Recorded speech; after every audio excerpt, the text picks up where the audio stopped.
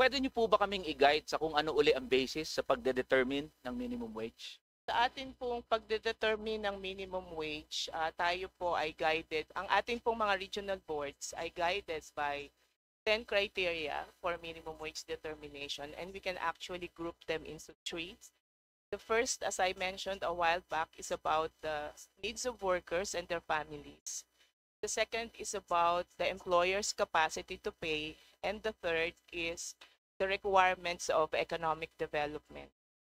At ito ay kanilang binabalanse ng mabuti upang kung ano man yung increase sa wage na ibibigay sa mga workers ay masisiguro natin na hindi makakaapekto sa economic development goals ng ating bayan, and at the same time maibibigay po ng ating mga mamumuhunan, sapagkat ang demand for labor po is a derived demand.